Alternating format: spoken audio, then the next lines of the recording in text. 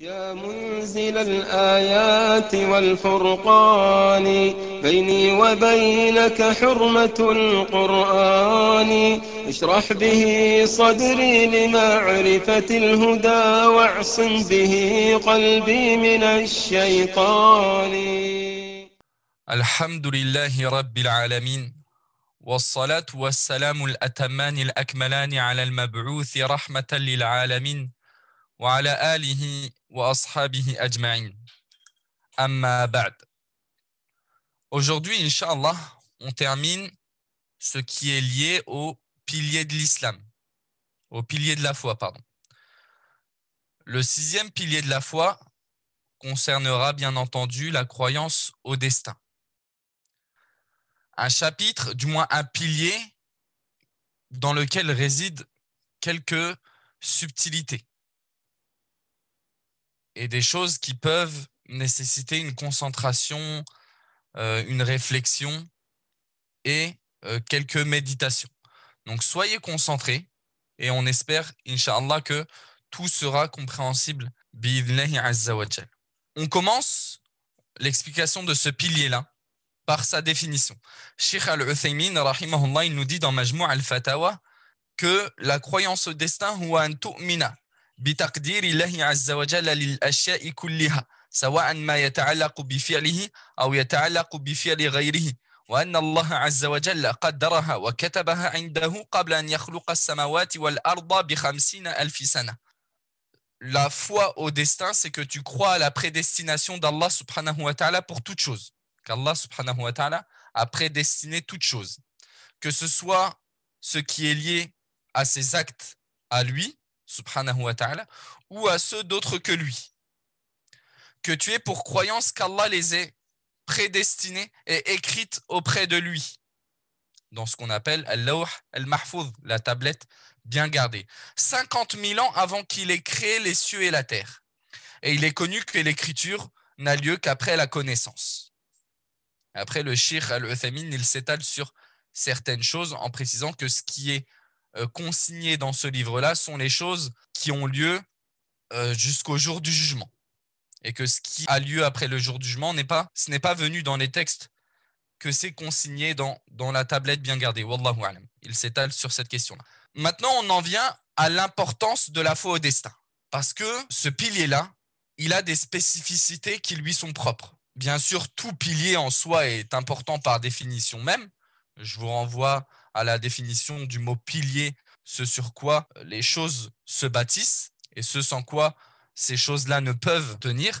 La croyance au destin, il faut savoir qu'elle est directement liée à l'unicité d'Allah, subhanahu wa ta'ala, plus particulièrement à l'unicité dans la seigneurie, dans ce qu'on appelle tawhid ar-rububiyya. C'est pour cela que celui qui n'aura pas la croyance des pieux prédécesseurs dans ce chapitre, il n'aura pas concrétisé pleinement l'unicité de la seigneurie. Et c'est ce qu'on peut comprendre de la parole d'Ibn Taymiyyah dans Majmou' al-Fatawa lorsqu'il nous dit « Ma lam yaqul biqawli salaf fa innahu la yuthbitu lillahi qudratan wa la yuthbituhu qadiran kal jahmiyati wa man ittaba'ahum wal mu'tazilati al-mujbira wa nafiya.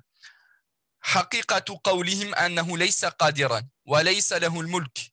إلى أن قال فمن لم يثبت له قدرة حقيقية لم يثبت له ملكا. Ibn Taymiyyah, il nous souligne ce fait-là, que toute personne qui aura dévié de la croyance des pieux prédécesseurs dans la foi au destin, il aura en réalité insulté Allah dans sa capacité, dans son pouvoir. Il nous dit, celui qui n'aura pas l'avis, donc la croyance des pieux prédécesseurs, dans ce chapitre, n'aura pas attribué à Allah de capacité qui lui convient. Et il ne l'aura pas qualifié de capable, comme il se doit. Comme les Jahmiya et ceux qui les ont suivis, ainsi que les Mu'tazila, les Jabariya comme les négateurs du destin. Tout ça sont des terminologies faisant référence à des sectes bien précises dans ce chapitre-là et dans d'autres chapitres de la foi. La réalité de leurs paroles, à ces courants déviants-là, mène au fait qu'Allah n'est pas capable et qu'il n'a pas la royauté absolue. Celui qui n'affirme pas à Allah de capacité, comme il se doit, comme conforme à la croyance des pieux prédécesseurs, il n'aura pas affirmé à Allah subhanahu wa ta'ala la royauté absolue. Et c'est là où on remarque qu'effectivement, un manquement dans la croyance au destin, ça implique, mais forcément, si vous réfléchissez aux ambiguïtés des innovateurs dans ce chapitre-là, vous verrez, comme on va le voir peut-être, si possible, que tous, que ce soit l'un ou son opposé, il finit par insulter Allah subhanahu wa ta'ala dans sa capacité et sa royauté. Alors que Ahlus Sunnati wal Jama'a, les adeptes de la sunna et du consensus, étant donné qu'ils ont emprunté la voie du juste milieu dans ce chapitre et dans d'autres, ils ont été capables de rester sur la guidée. Et c'est aussi un chapitre, la foi au destin, qui est directement lié à la concrétisation de la foi. Tawhid, foi, entre l'unicité d'Allah subhanahu wa ta'ala et la foi, il y a bien sûr une corrélation. Mais on l'appuie de manière générale. C'est par la concrétisation de la foi au destin que la foi se perfectionnera. L'imam al-Ajurri, mort en 360, il nous rapporte dans son livre Ash-Shari'a qu'Ibn Mas'ud a dit « La yadhuqu abdun ta'am al-iman hatta yu'mina bil qadari kullihi » Le serviteur ne ressentira le goût de la foi qu'en croyant au destin tout entier. Pareil, on pourrait voir dans ce qui est rapporté par Muslim, dans son recueil authentique, le premier hadith, le récit d'Ibn Omar, radiyallahu anhuma, lorsque vint à lui Yahya ibn Ya'mar et Humayd al-Himyari, deux suiveurs, qui vinrent à lui d'une ville qu'on appelle El-Basra en Irak, pour le questionner au sujet d'une innovation qui a vu le jour là-bas, dans le destin, dont le créateur était Ma'bad al-Juhani, en 80 de l'Hégire, et qui avait eu comme ambiguïté que Allah subhanahu wa ta'ala n'a pas la science de ce qui va se passer avant que ça se passe.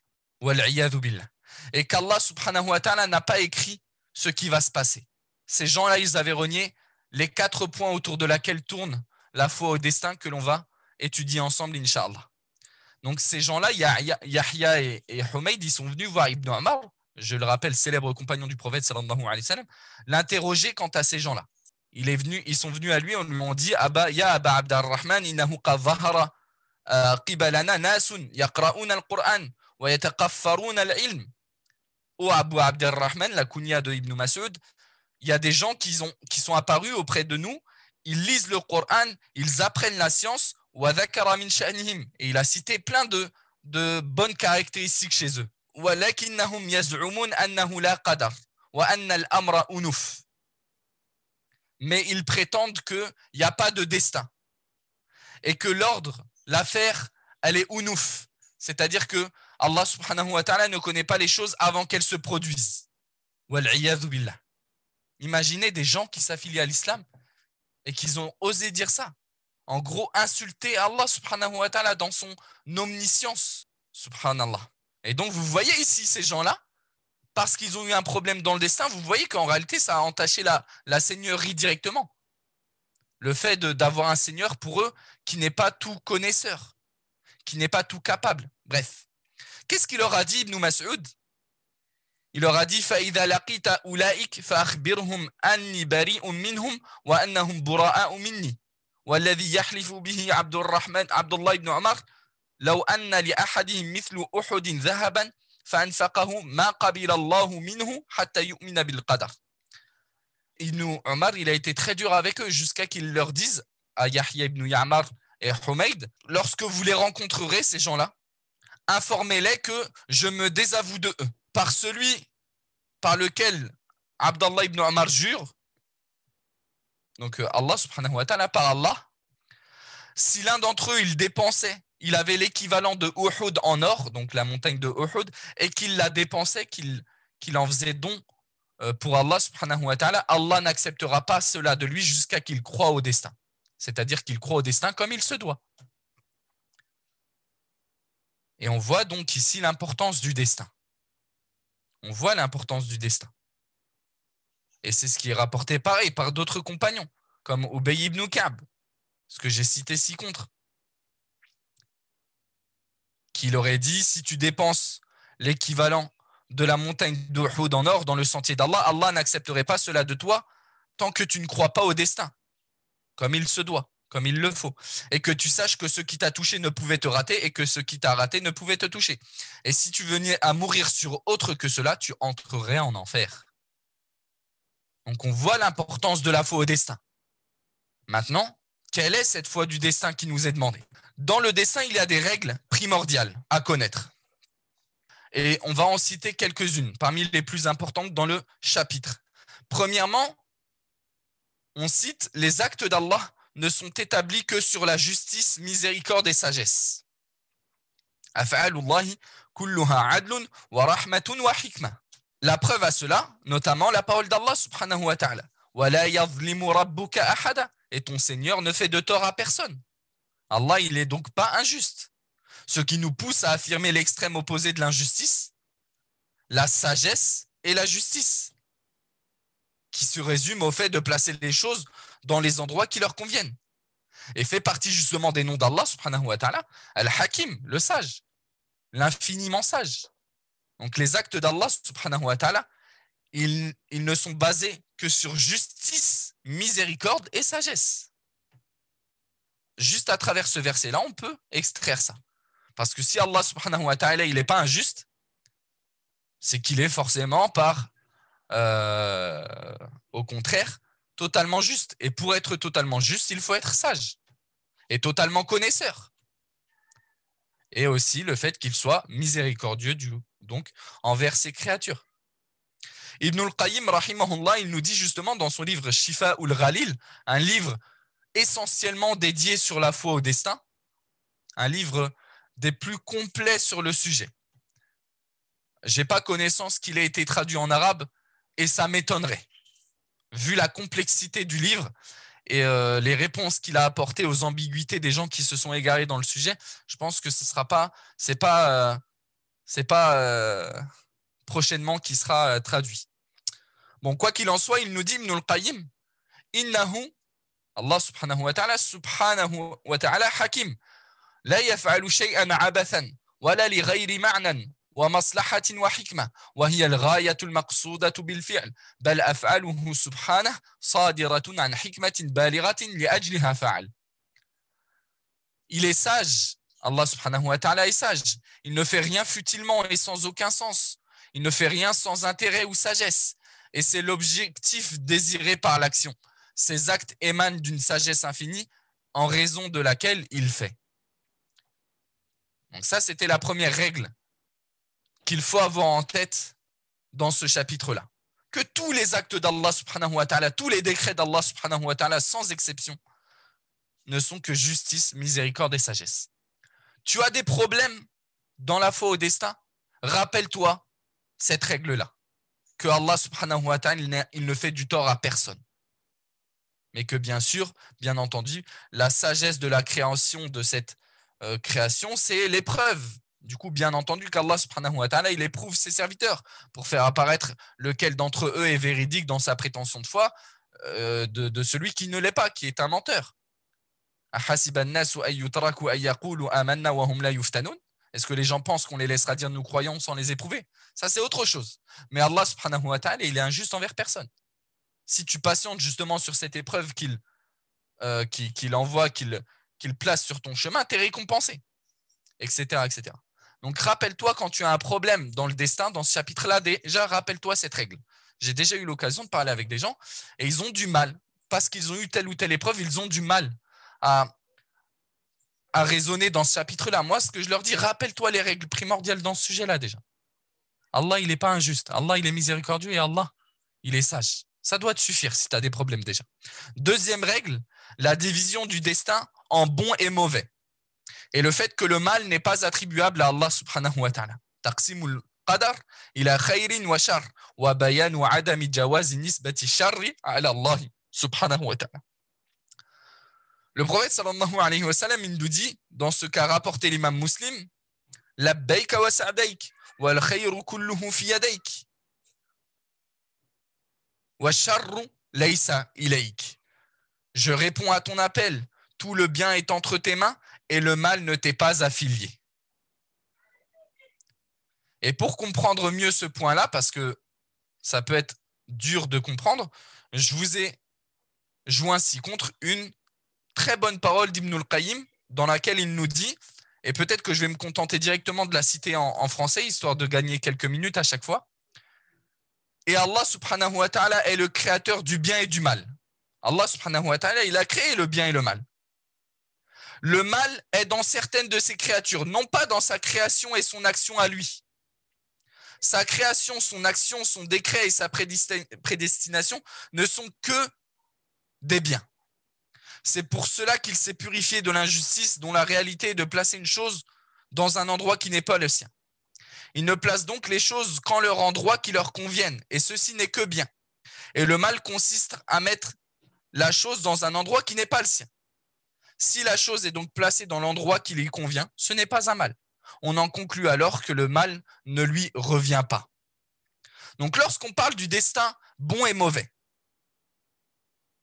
lorsqu'on dit qu'Allah subhanahu wa ta'ala il a créé le bien et le mal, en réalité les actes d'Allah subhanahu wa ta'ala ne sont qu'un bien pur. Mais quand on parle de mauvais destin, quelque chose de mal, c'est en fonction de ce que peut ressentir les créatures comme plaisir ou comme douleur par rapport à ce qui a été décrété. Sinon, le destin d'Allah subhanahu wa ta'ala en soi, c'est qu'un bien. C'est d'ailleurs pour ça qu'on lui affilie pas le mal. Même s'il l'a créé. Mais Allah subhanahu wa ta'ala n'a pas créé, c'est-à-dire de mal absolu, qui est un mal en tout point. Non. C'est plutôt un mal relatif, derrière lequel résident des biens et des sagesses perceptibles ou non des serviteurs. Mais il y a forcément du bien, c'est forcément un bien, on va dire au long terme ou sur d'autres aspects, même si d'un certain point de vue on le perçoit comme un mal. Mais c'est forcément un bien, il y a forcément des choses bonnes qui découlent de cela. Même dans la création d'Iblis, par exemple, le mal par définition, si je puis dire, le représentatif du mal par définition, si je puis dire, dans sa création, il y a d'immenses sagesses. Dans le fait qu'Allah subhanahu wa ta'ala l'ait créé, il y a d'immenses sagesses. Quelqu'un il pourrait dire, je comprends pas effectivement le fait que Allah il ait créé le mal, etc. Bah, comprends cet exemple-là. Peut-être que tu comprendras ce point-là. C'est que même dans Iblis, en fait, il y a beaucoup de biens qui découlent de sa création. Ibn al-Qayyim s'est d'ailleurs étalé sur les sagesses ou les biens qui découlent de la création d'Iblis, malgré que lui, ils sont un mal pour nous. C'est un ennemi pour nous. Donc c'est quelque chose de mal pour nous. Il nous fait tomber, il est une cause de nous faire tomber dans les péchés, etc., etc. Il cherche à nous dévier, à nous obstruer du chemin d'Allah. Mais dans sa création, sous d'autres points de vue, il y a énormément de sagesse, de bonnes choses qui en découlent. Et Ibn al-Qayyim, il s'est étalé tellement sur le sujet qu'il a cité plus d'une vingtaine de sagesses à sa création.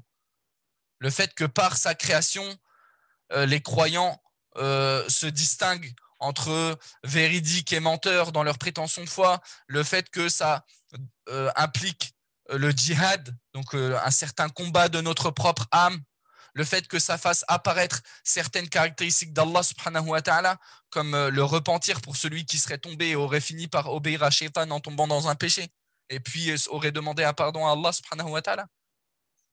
Plein de sagesse que Ibn al-Qayyim il a cité à la création d'Iblis. Ça ne change pas qu'on doit le détester, bien sûr. Ça ne change pas le fait qu'on doive le détester en soi. Mais ce n'est pas un mal pur, Iblis.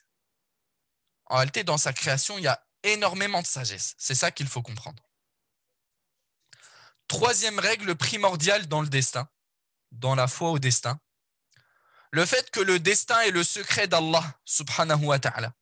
Il n'en fait part à personne, ni à l'ange, ni au prophète.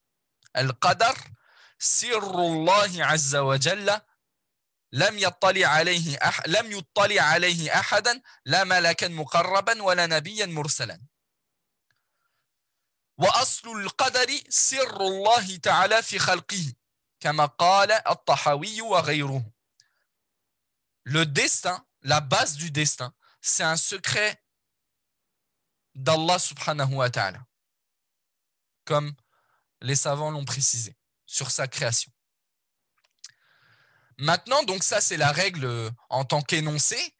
Si on la détaille un peu, on s'aperçoit à travers les explications des savants, que le destin, il possède un côté apparent, un janib zahir, et un janib khafi, et un côté dissimulé, caché. Donc un côté apparent, le destin il possède un côté apparent que l'on peut comprendre, que nous, créatures, pouvons être amenés à comprendre, ou certains d'entre nous, peut-être pas tous, mais certains peuvent être amenés à le comprendre, à en percevoir la sagesse. Ce côté apparent du destin, c'est celui que l'on ramène à ses règles primordiales et aux 4 points que comporte la foi au destin, qui vont suivre. Ça, c'est le côté apparent du destin. Et on a un côté caché qui est le secret d'Allah subhanahu wa ta'ala sur sa création, dans lequel toute personne s'y aventurant s'égarera forcément et s'est égaré, comme on a pu l'observer des gens qui nous ont précédés. C'est quoi ce côté caché du destin? C'est ce qui est en lien avec le pourquoi des choix des actes d'Allah subhanahu wa ta'ala. Le pourquoi des actes, des choix d'Allah subhanahu wa ta'ala, c'est quelque chose qui nous est caché. Et c'est d'ailleurs de ce côté-là, c'est la recherche de ce qui est lié à ce côté dissimulé, ce côté caché, ce côté qui nous dépasse du destin, que le prophète sallallahu alayhi wa sallam nous a interdit de nous prononcer dans le destin. Le prophète sallallahu alayhi wa sallam, il nous a dit dans un hadith, إِذَا ذُكِرَ أَصْحَابِي فَأَمْسِكُوا, et parmi les choses qu'il a citées, وَإِذَا ذُكِرَ الْقَدَرُ فَأَمْسِكُوا. Lorsque le destin est mentionné, lorsqu'on parle du destin, abstenez-vous. Abstenez-vous de vous prononcer dedans, de spéculer dans le destin. Et en fait, l'interdiction de parler du destin, c'est plutôt du côté caché du destin, dont on est interdit de parler, pas du côté apparent, comme cette étude-là. Cette étude qu'on fait, il ne nous est pas interdit de la faire, au contraire même. C'est très important d'avoir cette étude du destin qu'on est en train de faire. C'est ce qui est lié au côté apparent du destin, ce qu'on étudie ici dans ce chapitre-là.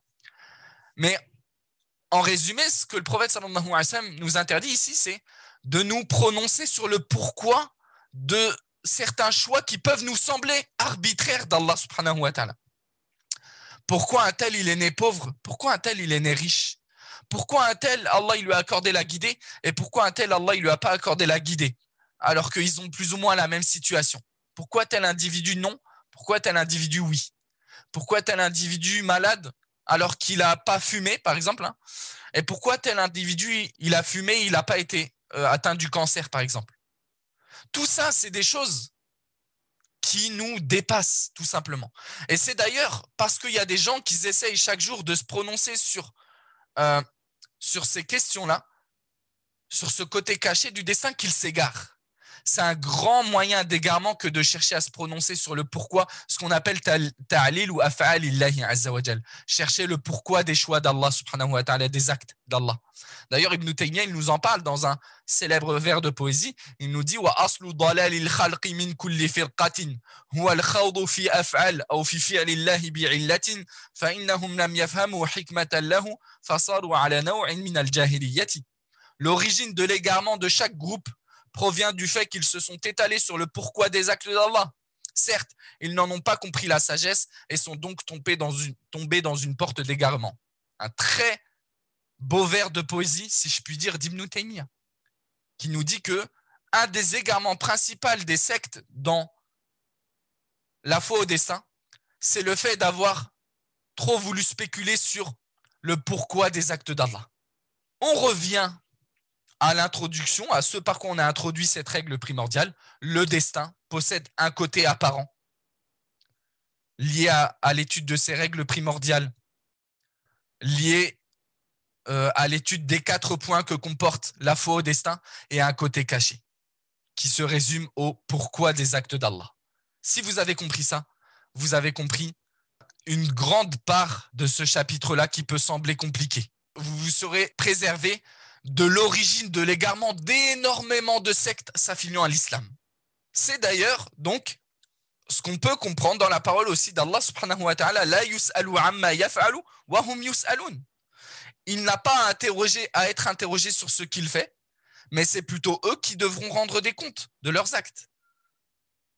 Il y a des gens quelquefois qui viennent me voir ou voire d'autres personnes, hein, ces questions-là, elles sont plus ou moins connues, et qui malheureusement, ils viennent, ils nous disent, ouais, moi je comprends pas, j'ai invoqué Allah subhanahu wa ta'ala pendant Qiyam al-Layl, etc., pour qu'Allah il me guérisse, pour qu'Allah il fasse ceci, cela, mais j'ai pas été invoqué, j'ai pas été exaucé, etc. Pourquoi moi il m'arrive ça, et pourquoi un tel il lui arrive pas ça alors qu'il est pire que moi? Ah, ça, on sait pas. Allah, il fait ce qu'il veut. Mais dans tous les cas, ce qui est sûr, c'est qu'Allah subhanahu wa ta'ala, ses choix, ils sont basés sur une justice, une sagesse et une miséricorde. Reviens-en au fondement primordial dans ce chapitre-là et conforte-toi sur cela. Le reste ne te regarde pas. Pourquoi Allah il a choisi ça? La seule chose que tu vas gagner derrière tout ça, c'est juste te priver de la récompense sur la patience au destin. Tu vas être doublement perdant. Il y a des gens, subhanallah, et on en est triste qu'Allah subhanahu wa ta'ala nous facilite la soumission au décret d'Allah subhanahu wa ta'ala. Mais il y a des gens, masakin, vraiment j'ai pitié pour eux. Ils se privent à la fois. Donc ils sont privés de ce qu'Allah subhanahu wa ta'ala a décidé de les priver. Par exemple santé, par exemple ceci, cela. Mais en plus ils se privent de la récompense quant à la patience sur cette épreuve-là. Et ça c'est vraiment le khusranul mubin. C'est vraiment la perte évidente. Le premier, il ne dépend pas de toi. Fais les causes, bien sûr, pour préserver ta santé, pour préserver ta famille, etc. Mais si Allah il l'a décrété ainsi, tu ne pourras rien faire. Maintenant, il y a une dernière chose qui est entre tes mains, c'est patienter ou pas patienter. Est-ce que tu veux être doublement perdant ou tu veux réduire ta perte, entre guillemets, en patientant sur cela, en espérant la récompense qui sera bien meilleure que ça, auprès d'Allah subhanahu wa ta'ala. Bref. Et pour illustrer cette interdiction de trop se prononcer sur le côté caché du destin, donc pourquoi un tel il est né riche, pourquoi un tel il est né pauvre, pourquoi moi ceci, pourquoi moi cela, pourquoi moi qu'Allah accorde la santé à chacun d'entre nous, mais pourquoi il y a des gens à qui ça arrive, hein, pourquoi moi j'ai été atteint de telle maladie alors que je fais attention à ce que je mange, j'ai été atteint de diabète, j'ai été atteint de cholestérol, alors que je fais attention à ce que je mange, et il y a des gens, ils mangent n'importe quoi et ils n'ont pas été atteints par ça. Ah, on ne sait pas. Allah, il fait ce qu'il veut. Il n'a pas à être interrogé sur ce qu'il décide. Mais par contre, toi, tu seras questionné. Donc, t'étaler sur le pourquoi, déjà, on ne sera même pas amené à le percevoir, sûrement. Parce que c'est une sagesse qui nous dépasse. C'est une science qui nous dépasse. Mais la deuxième chose, elle dépend de toi. Est-ce que tu veux la récompense ou pas? Wahb ibn Munabbi, mort en 114 de l'Hégire, donc un suiveur qui a pris la science de beaucoup de compagnons du prophète sallallahu alayhi wa sallam, notamment Abu Huraira et d'autres, il nous rapporte une très belle phrase dans ce chapitre-là, dans cette question-là. Il nous dit « Navartu fil qadar, fatahayyartu, thumma navartu fihi fatahayyartu, wa wajadtu a'lama an-nasi bil qadar, akaffahum anhu, wa ajhalu an-nasi bil qadar, antaqahum bihi » Une parole énorme. Il nous dit, j'ai médité sur le destin et j'en fus perplexe. Puis je recommençais à méditer sur le destin et j'en fus encore une fois perplexe. J'ai ensuite remarqué le plus savant des hommes sur ce sujet-là, quant au destin, être celui qui s'abstenait le plus de se prononcer dessus. Tandis que les plus ignorants des hommes étaient à ce sujet-là ceux qui s'y prononçaient le plus. Allahu Akbar. C'est vraiment une très belle parole que Ibn Munabbi nous a prononcée ici. Le côté caché du destin. Le prophète sallallahu alayhi wa sallam n'a pas pu s'y avancer. Ce n'est pas une science qui lui a été donnée comme on l'a dit juste avant. Pourquoi lui un tel comme ceci? Pourquoi j'ai invoqué pour la guider d'un tel, il n'a pas été guidé? Pourquoi? Non, ça, le prophète sallallahu alayhi wa sallam, il ne savait pas, il ne peut pas savoir ça. Ni les anges, même comme on l'a dit au début de la règle. Toi, tu veux t'étaler sur ça, mais tu seras perdant dans tous les cas. Tu seras perdant dans tous les cas, tu n'arriveras jamais à un résultat. Le seul résultat auquel tu risques de parvenir, c'est l'apostasie ou al-iyadhu billah. ou l'égarement, comme ces sectes-là s'affiliant à l'islam, ont fini par obtenir. Qu'Allah subhanahu wa ta'ala nous en préserve. Quoi qu'il en soit, la croyance au destin se concentre autour de 4 points chez les adeptes de la sunna. Là, on a fini ce qui était lié à quelques règles concernant le destin. Maintenant, on va voir les 4 points autour desquels la foi au destin se concentre. Ainsi donc, la croyance au destin se concentre autour de 4 points chez les adeptes de la sunna qu'il faut absolument affirmer, comme il se doit. Les 4 points, de manière assez ijmaliyan, sans détail, c'est l'ilm, wal kitaba, wal mashi'a, wal khalq. Donc la connaissance qu'Allah sait ce que les créatures font par sa science ancienne, l'écriture, le fait qu'Allah ait écrit les prédestinations des créatures dans la tablette bien gardée, la volonté que ce qu'Allah a voulu est et que ce qu'Allah n'a pas voulu n'est pas, qu'il n'y a pas dans les cieux et la terre de mouvement ou d'inaction si ce n'est par la volonté d'Allah subhanahu wa ta'ala. Il n'y a dans son royaume que ce qu'il veut, que ce qu'il aura voulu qu'il se produise. La création, qu'Allah est le créateur de toutes choses. Et parmi ces choses-là, les actes des serviteurs, comme les textes le démontrent. De manière assez brève, ce sont ces 4 points-là que comporte la foi au destin. Maintenant, en essayant d'accélérer quelque peu, on va détailler chacun de ces 4 points-là. Premièrement, la connaissance, la science d'Allah, al-ilm. Yajibu al-imanu bi'ilmi Allahi al-muhit bi kulli shay, wa annahu alima ma kan, wa ma yakun, wa ma lam yakun, law kana kayfa yakun, wa annahu alima ma al-khalqu amilun qabla an yakhluqahum. وعلم أرزاقهم وآجالهم وحركاتهم وسكناتهم وأعمالهم ومن منهم من أهل الجنة ومن منهم من أهل النار وأنه يعلم كل شيء بعلمه القديم المتصف أزلا وأبدا. Il est obligatoire d'avoir pour croyance qu'Allah englobe toute chose de par sa science, qu'il sait ce qui fut, ce qui est antérieur, ce qui est dans le présent, ce qui n'a pas été, s'il avait été, comment il aurait été. Même ça, Allah subhanahu wa ta'ala le sait. Le conditionnel, si je puis dire, Allah subhanahu wa ta'ala le sait. Allah sait que ce qui n'a pas eu lieu, si ça avait lieu, comment ça aurait eu lieu et ce qui aurait découlé de ça, subhanallah. Parce qu'Allah subhanahu wa ta'ala est décrit d'une science infinie. Est qualifié par la science infinie. Il sait ce que les créatures firent même avant de les créer. Il a connaissance de leur délai, c'est-à-dire du temps de leur mort, de leur subsistance, de leur mouvement et de leur inaction et de leurs œuvres. Il sait parmi eux qui ira au paradis, qui ira en enfer. Il a connaissance de toutes choses par sa science ancienne par laquelle il est caractérisé depuis toujours et pour toujours. Parmi les preuves à cela, la parole d'Allah subhanahu wa ta'ala وَعِنْدَهُ مَفَاتِحُ الْغَيْبِ لَا يَعْلَمُهَا إِلَّا هُ وَيَعْلَمُ مَا فِي الْبَرِّ وَالْبَحْرِ وَمَا تَسْقُطُ مِنْ وَرَقَةٍ إِلَّا يَعْلَمُهَا وَلَا حَبَّةٍ فِي ظُلُمَاتِ الْأَرْضِ وَلَا رَطْبٍ وَلَا يَابِسٍ إِلَّا فِي كِتَابٍ مُبِينٍ. C'est lui qui détient les clés de l'inconnaissable, de l'invisible. Nul autre que lui ne les connaît. Et il connaît ce qui est dans la terre ferme comme dans la mer. Et pas une feuille ne tombe sans qu'il ne le sache. Et pas une graine dans les ténèbres de la terre, rien de frais ou de sec, si ce n'est que ceci est consigné dans un livre explicite. Ça, c'est le premier point qu'il faut affirmer, qu'il faut concrétiser dans la foi au destin. La connaissance d'Allah. Deuxième point, l'écriture. Yajibul imanu bi anna Allah كتب مقادير المخلوقات في اللوح المحفوظ وهو الكتاب الذي لم يفرط فيه الله من شيء فكل ما جرى ويجري فهو مكتوب عند الله سبحانه وتعالى.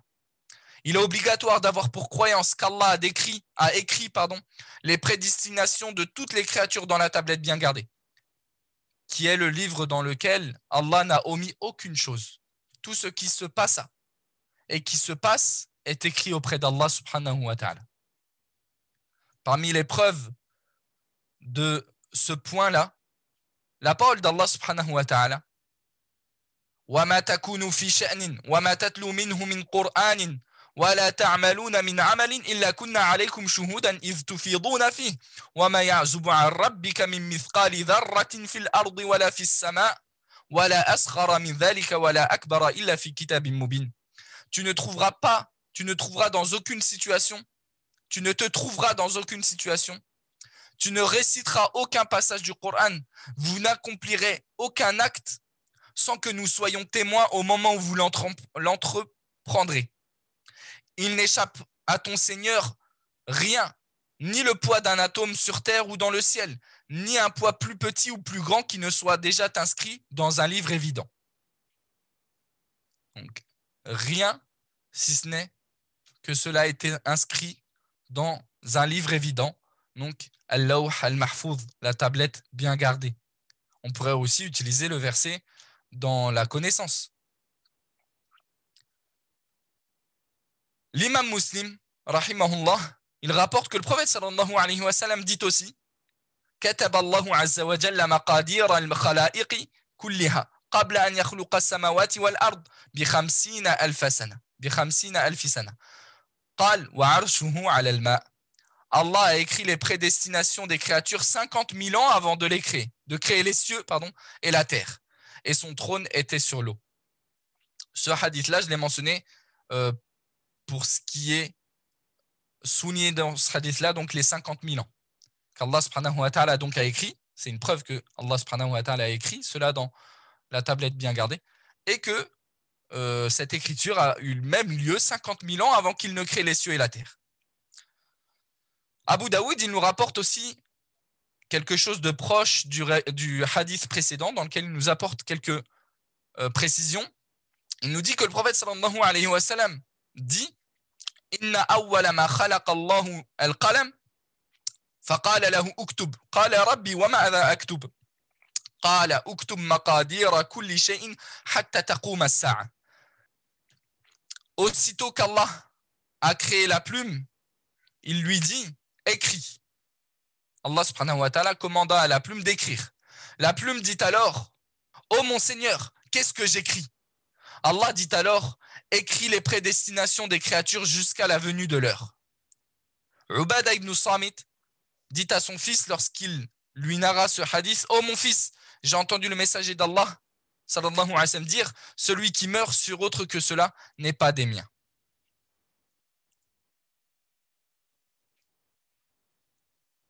Concernant ces deux points cités ici, donc la science d'Allah, la connaissance d'Allah subhanahu wa ta'ala et l'écriture, il est bien de savoir que ces deux points-là n'ont pas été sujets de discorde entre les musulmans, si ce n'est avec les extrémistes parmi les Qadariyas, qui ont même refusé, comme on l'a vu dans le hadith d'Ibn Omar tout à l'heure, rapporté par Muslim, les premiers Qadariyas, donc les Qadariyas, c'est une secte, ce sont ceux qui refusent le destin d'Allah subhanahu wa ta'ala, le fait qu'Allah subhanahu wa ta'ala, en fait, ils exagèrent dans le destin du point de vue où ils finissent par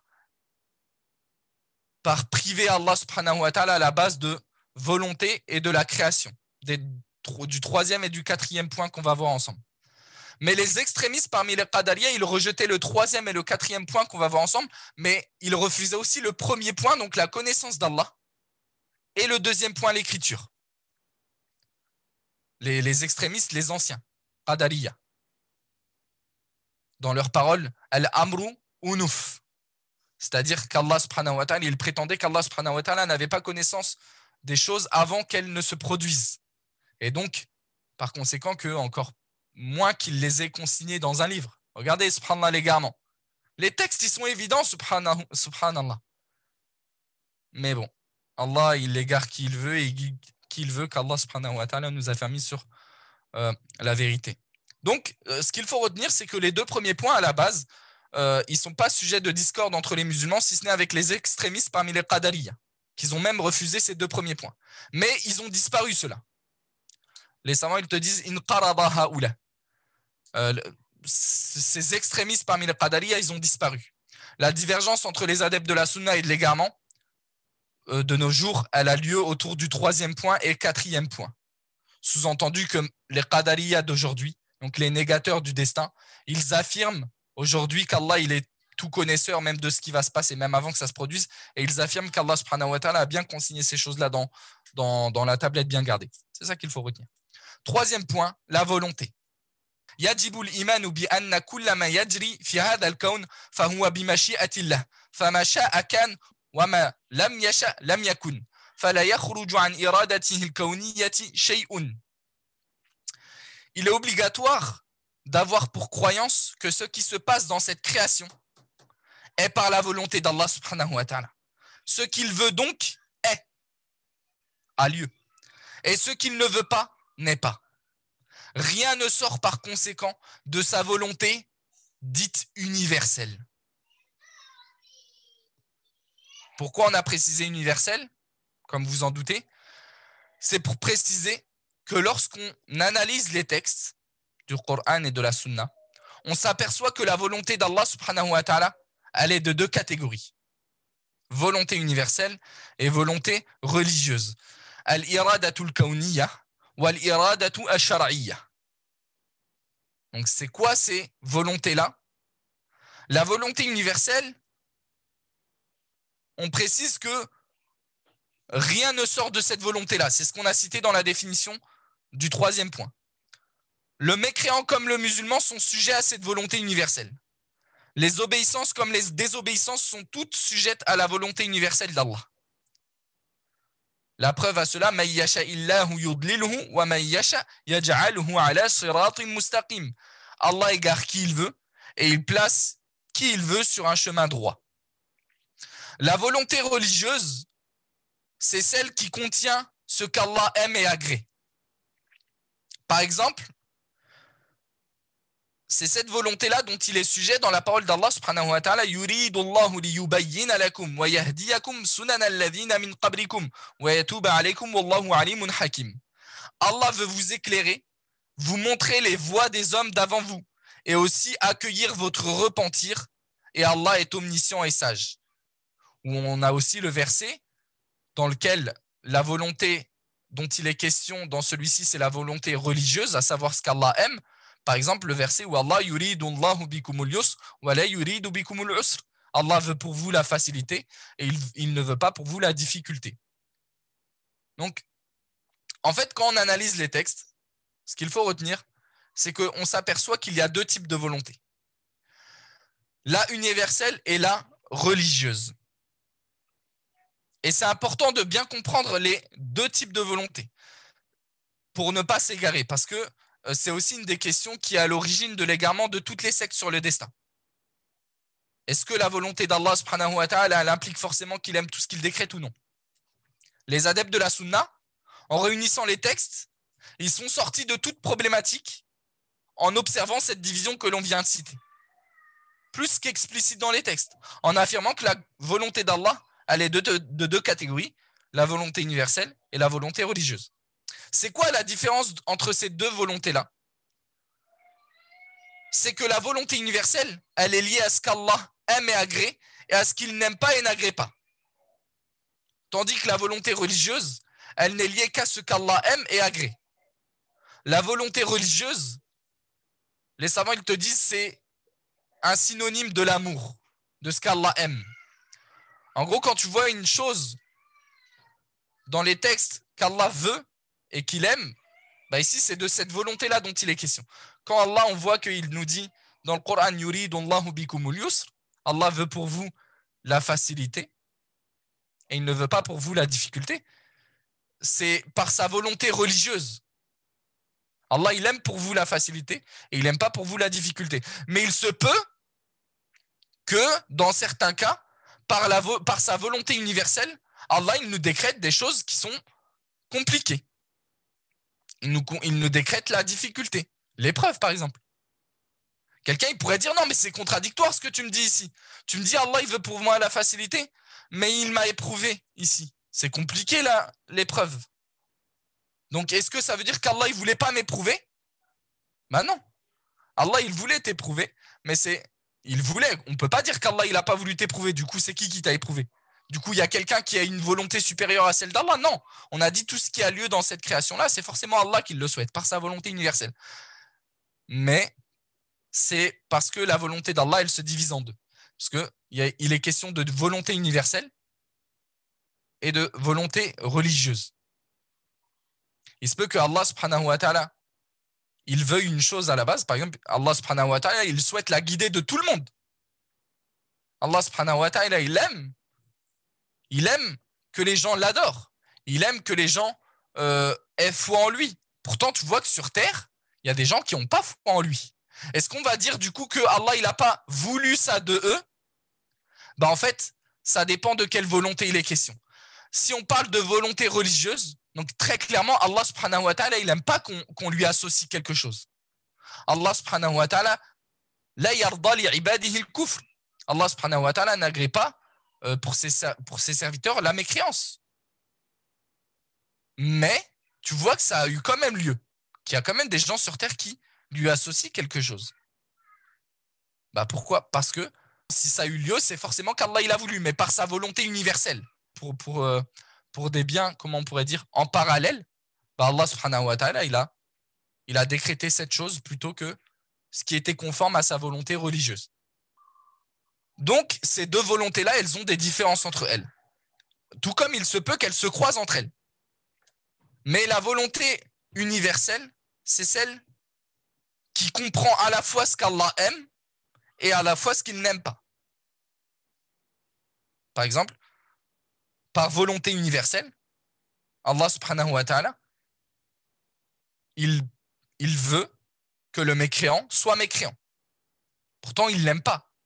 Mais par sa volonté universelle, il se peut que se produise quelque chose qu'il aime. Donc ici, ça sera un croisement entre la volonté universelle et la volonté religieuse. Par exemple, le croyant qui croit, donc c'est par volonté universelle d'Allah subhanahu wa ta'ala qu'il croit, parce que Allah subhanahu wa ta'ala l'a clairement décrété. Et en plus de ça, il aime cela par volonté religieuse.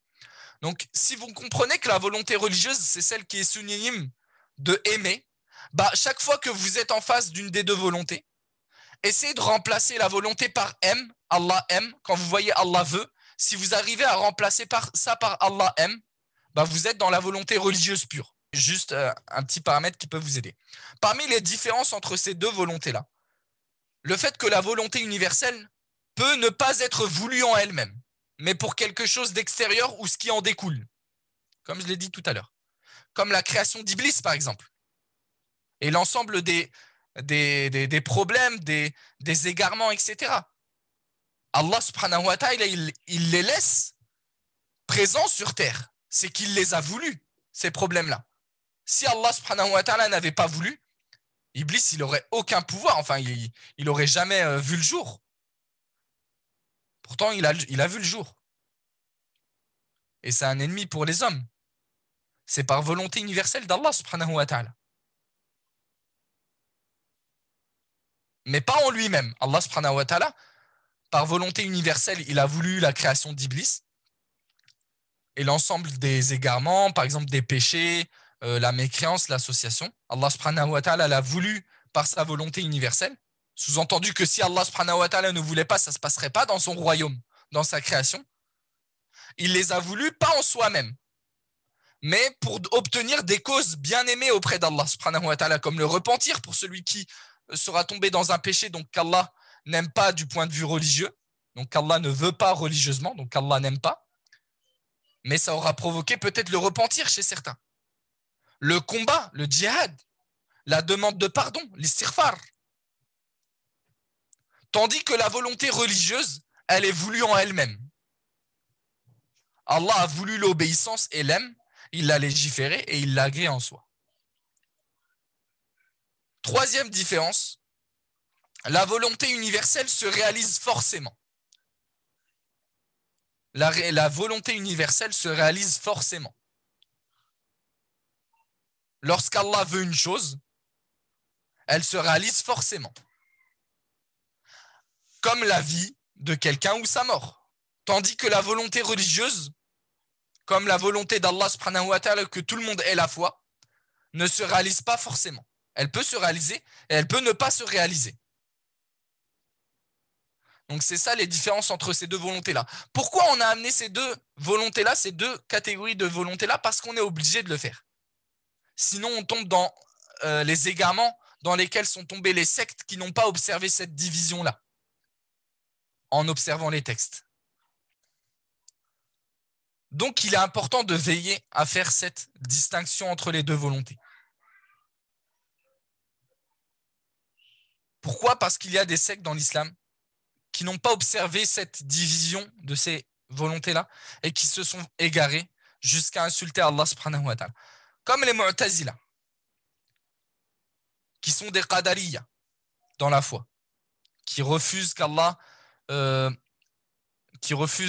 ait créé bien les actes et bien créé les actes des serviteurs, bons comme mauvais, et qui refusent qu'Allah subhanahu wa ta'ala ait voulu ces actes de ces créatures, même quand elles sont mauvaises. Et leurs opposés, les Jahmiyya, par exemple, qui sont des Jabariyya, comme les Asha'ira, des fatalistes dans la foi.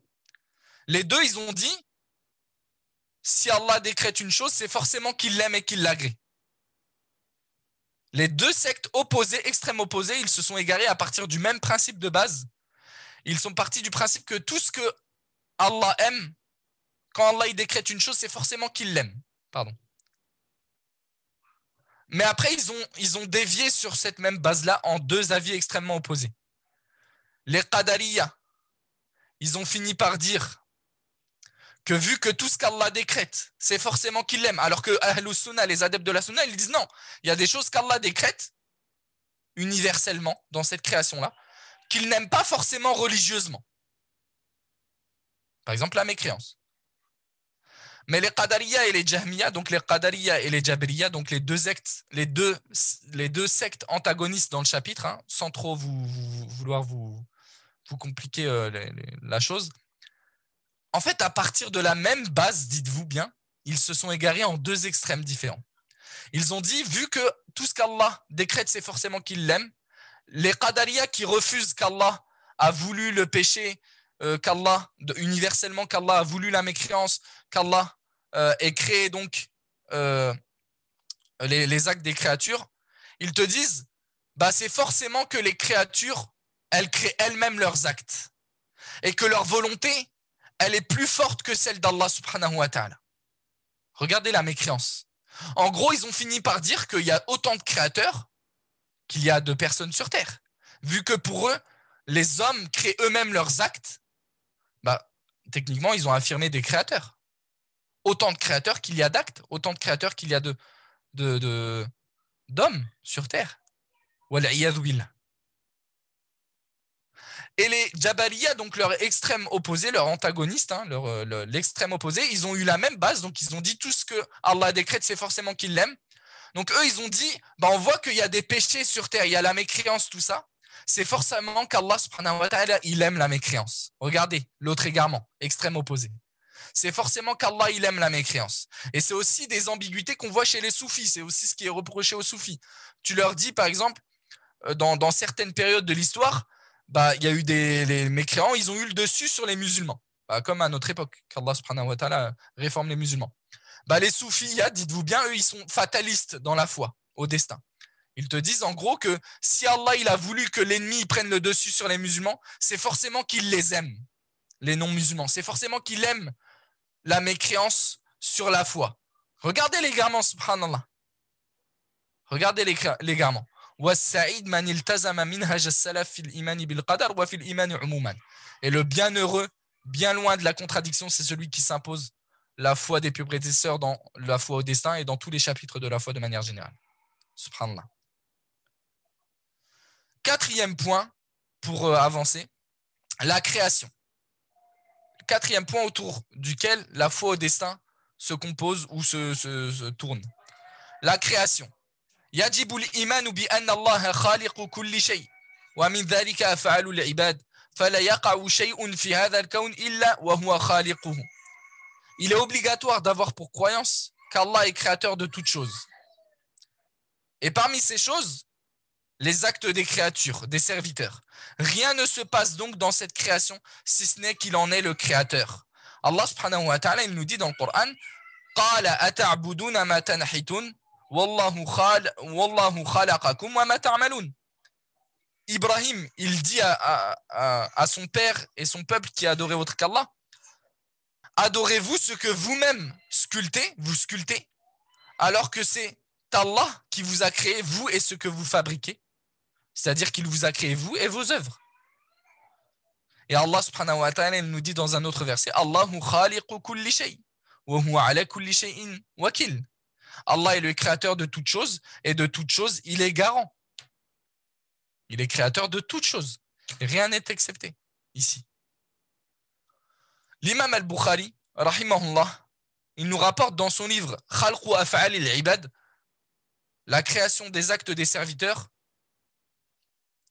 Il nous rapporte un hadith authentifié par Ibn Hajar dans Fath al-Bari et Sheikh al-Albani et d'autres, dans lequel le prophète sallallahu alayhi wa sallam, il a dit explicitement Inna Allah yasna'u kulla sani'in wa sun'atah.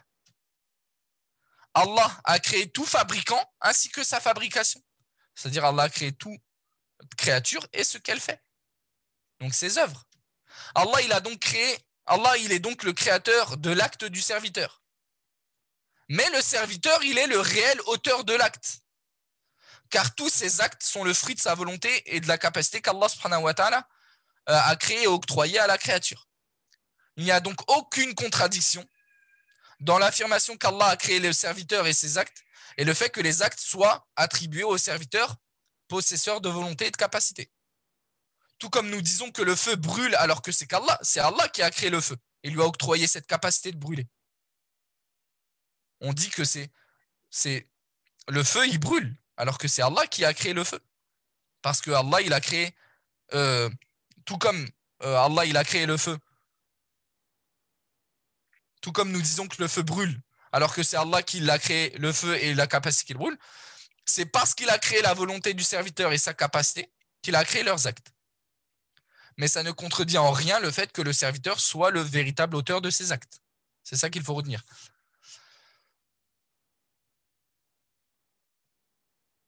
La croyance au destin, et on s'approche de la fin du cours, Inch'Allah. La croyance au destin de la manière décrite, comme je l'ai dit, elle ne contredit pas le fait que le serviteur possède une volonté dans ses actes et une capacité à les réaliser ou non. Les textes religieux et l'expérience démontrent cela. Allah subhanahu wa ta'ala, du point de vue religieux, il nous dit, quand il a affirmé la volonté, une volonté au serviteur, il nous dit Nisa'ukum harthul lakum fa'atu harthakum anna shi'tum. Vos épouses sont pour vous un champ de labour, allez à votre champ et comme et quand vous le voulez. Ici on voit dans ce verset là qu'Allah subhanahu wa ta'ala, il a affirmé, il a attribué une volonté aux serviteurs, aux créatures. Tout comme il leur a attribué aussi une capacité. La yukallifu Allahu nafsan illa wus'aha laha ma kasabat wa 'alayha ma iktasabat. Allah n'impose à aucune âme une charge supérieure à sa capacité. À sa capacité. Allah subhanahu wa ta'ala, dans ce verset-là, il affirme bien que les créatures, elles ont une capacité. Du point de vue empirique aussi, par l'observation, chaque homme sait qu'il possède une volonté et une capacité, au moyen desquelles il accomplit un acte ou il le délaisse. Il sait aussi faire la différence entre les actes qu'il accomplit de plein gré, comme la marche à pied, et les actes qui s'accomplissent malgré lui, comme une chute. Tout serviteur, il est amené à percevoir la différence entre le moment où il fait une chute malgré lui et un moment où il se jette par terre de lui-même. Toute personne, elle remarque cela. Donc les créatures, ils ont bien une volonté et une capacité. Donc ils sont bien les auteurs de leurs propres actes. C'est ça dont il est question. Cependant, c'est bien de le détailler, c'est vrai, la volonté du serviteur et sa capacité ne se réalisent que par la volonté d'Allah. Et elles y sont soumises. Comme Allah subhanahu wa ta'ala nous dit dans le Coran, « Liman sha'a minkum an yastaqim, وَمَا تَشَاءُونَ إِلَّا أَن يَشَاءَ اللَّهُ رَبُّ الْعَالَمِينَ. Pour celui d'entre vous qui veut suivre le droit chemin, mais vous ne pouvez vouloir que si Allah veut, lui le Seigneur de l'univers. Du fait qu'Allah est celui qui possède la création et que rien de ce qui se passe dans sa création n'a lieu sans sa connaissance ni sa volonté. Et on termine ce cours sur deux choses en disant que affirmer ça, le fait que Allah subhanahu wa ta'ala, il est le créateur des actes du serviteur, ça n'enlève pas le fait que le serviteur, donc, il soit l'auteur de ses propres faits. Ça permet de comprendre que la foi au destin, elle ne donne aucune excuse valable pour le délaissement des obligations ou l'accomplissement des interdits. Ce qu'on appelle al-ihtijaju fil qadar, al-ihtijaju bil qadar fil ma'asi. Ce qu'on voit beaucoup de gens faire, le fait de s'argumenter du destin pour faire des péchés, pour délaisser des obligations ou pour faire des péchés. Tu vois des gens, malheureusement, aujourd'hui, qui, quand tu leur dis pourquoi tu fais pas la prière ou pourquoi tu n'arrêtes pas de fumer, ils te disent ah, c'est Allah, il a voulu. C'est Allah, il a voulu.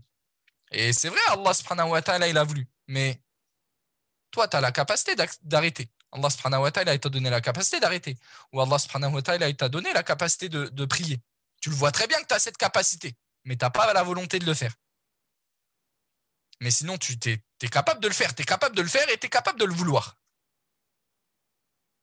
Et ça, c'est une très grande erreur. Et en réalité, eux-mêmes, ils n'y croient pas en cette ambiguïté-là. Et nombreuses sont les contradictions auxquelles ils s'exposent.